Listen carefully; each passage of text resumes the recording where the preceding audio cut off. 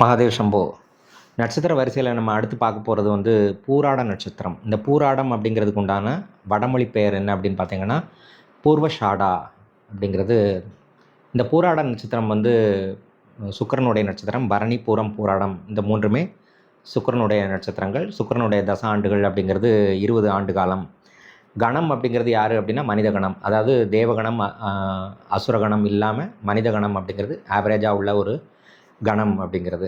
இதனுடைய மிருகம் என்ன அப்படின்னு பார்த்தீங்கன்னா ஆண் குரங்கு. அப்போ குரங்குகளுக்கு நம்ம வந்து பழங்கள் கொடுக்கறது, இல்லைனா குரங்குகள் இருக்கக்கூடிய இடத்துல நம்ம ஏதாவது நம்மளால் முடிஞ்ச உணவுகளை கொடுக்கறது அப்படிங்கிறது பூராட நட்சத்திரத்தை இயக்கக்கூடிய ரகசியங்களில் ஒன்று. பூராட நட்சத்திரம் யாருக்கெல்லாம் ஒரு சரியில்லாத ஒரு நிலைமையில் இருக்குது, இல்லைனா பூராட நட்சத்திரம் பிறந்தவங்க சங்கடப்படுறாங்க அப்படின்னா முக்கியமானது வந்து குரங்குகளுக்கு பழங்கள் வாங்கி கொடுக்கலாம்.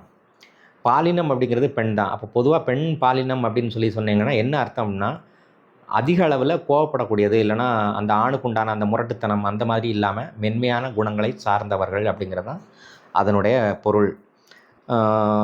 மரம் வந்து என்ன அப்படின்னு பார்த்தீங்கன்னா வஞ்சி மரம். இந்த வஞ்சி மரம் அப்படிங்கிறது நீங்கள் பூராட நட்சத்திரம் நடக்கக்கூடிய நாளில் வஞ்சி மரம் அப்படிங்கிற அந்த இதை வந்து ஏதாவது ஒரு மகாலட்சுமி இருக்கக்கூடிய இல்லைன்னா பெருமாள் ஆலயத்தில் தாராளமாக இந்த வஞ்சி மரக்கன்றை நட்டுவிட்டு வந்தேங்க அப்படின்னு சொன்னீங்கன்னா நல்ல ஒரு முன்னேற்றத்தை பொருளாதார ரீதியிலையும் உடல் ரீதியிலையும் உள்ள ரீதியிலையும் செய்யக்கூடிய அமைப்பில் அந்த நட்சத்திர நாள் இருக்கும். மகாதேவ் சம்போ.